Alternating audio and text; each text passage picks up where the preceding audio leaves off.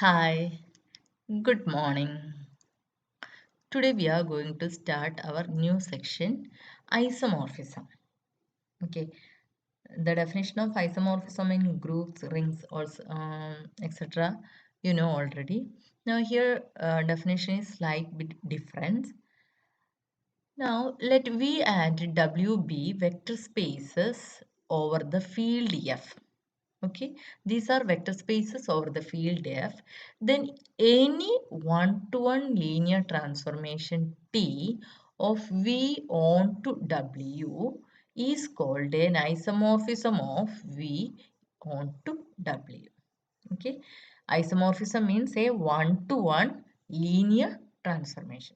So a map T is a linear transformation if T is a map T is a isomorphism. If T is a linear transformation, then also it is one, then it is onto.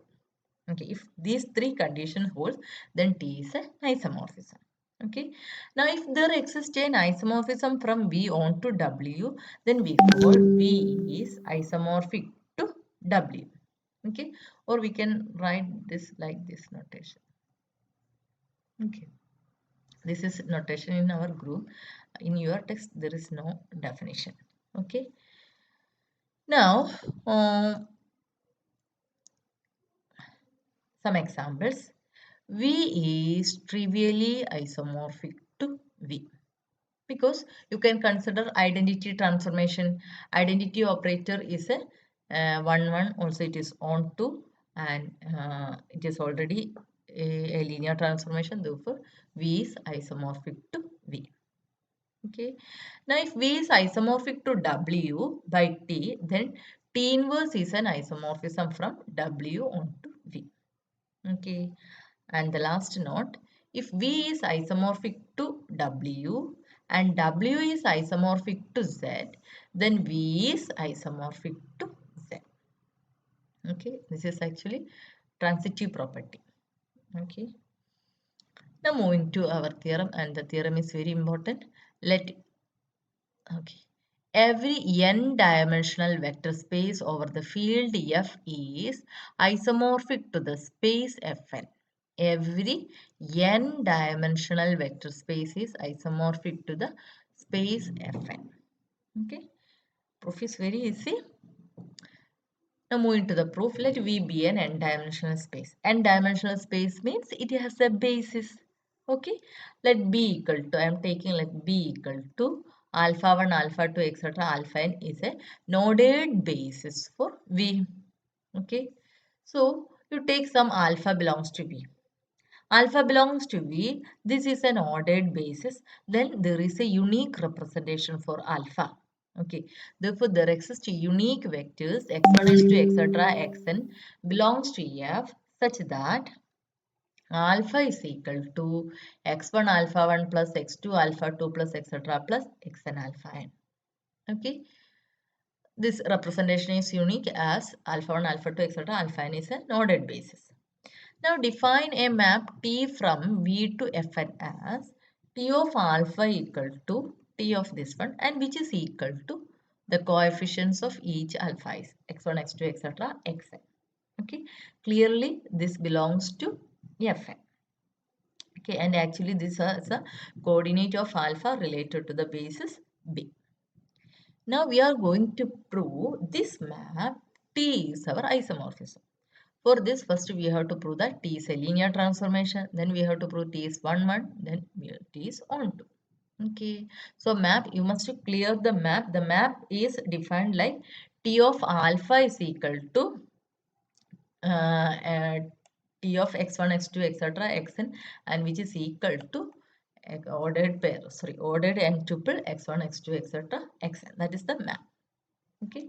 Now to prove T is a linear transformation, let alpha comma beta belongs to V. And we have to, what we have to prove? We have to prove T of C alpha plus beta equal to C T of alpha plus T of beta. This is what we have to prove. Okay. So alpha belongs to V implies alpha you can write like this, and each representation is unique. Okay. And similarly, Beta you can write as beta equal to y1, y2, etc. yn alpha. Okay. Now by definition, and what is T of alpha? T of alpha is this one, T of beta is this one. Coordinate. Okay. We have alpha is this one. Therefore, its coordinates is x1, x2, etc. xn.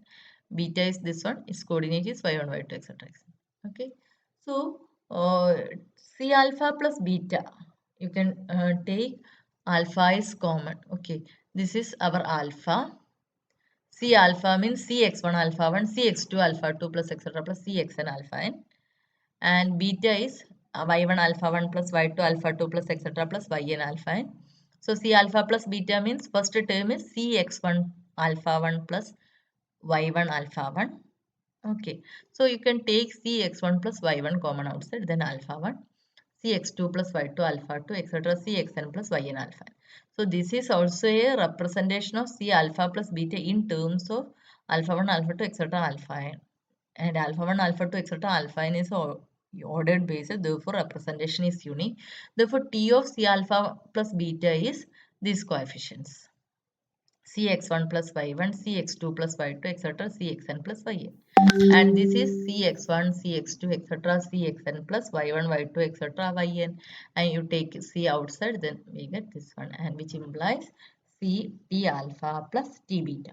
This implies T is a linear transformation. Now we have to prove T is 1 to 1. Let alpha comma beta belongs to V and such that T alpha equal to T of beta. And we have to prove alpha equal to beta. So as alpha beta belongs to V, as in the previous case, let's suppose alpha equal to this one and beta is equal to this one, and each xi's and y's are unique. T of alpha equal to T of beta implies x1, x2, etc. xn equal to y1, y2, etc. y. This implies x1 equal to y1, x2 equal to y2, etc. xn equal to y.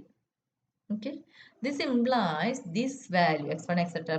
x1 alpha 1 plus x2 alpha 2 plus etc. plus xn alpha n is equal to, replace xi by yi. This implies alpha equal to beta. Thus we get T of alpha equal to T of beta implies alpha equal to beta. This implies T is 1 to 1.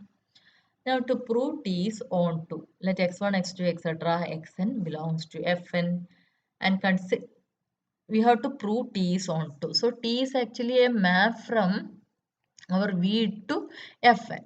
For this to prove T is onto, we have to take an element from Fn and we have to prove there exists a alpha belongs to V such that T of alpha equal to that element some beta belongs to Fn. Okay. For this I am taking this element F1, x1, x2, etc. xn belongs to Fn.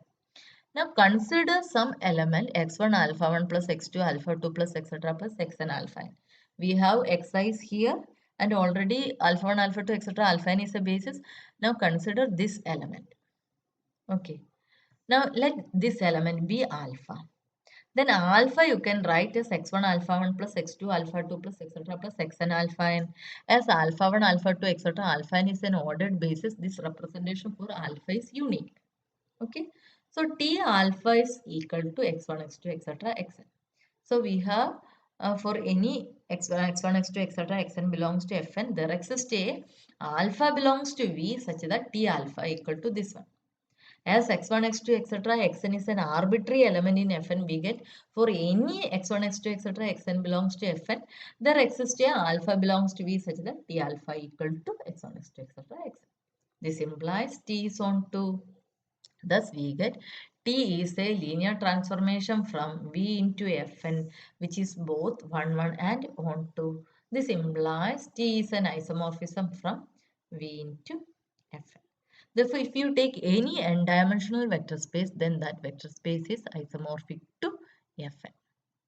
Okay. Every n-dimensional vector space is isomorphic to the space Fn. Okay. So just again recall what is the map.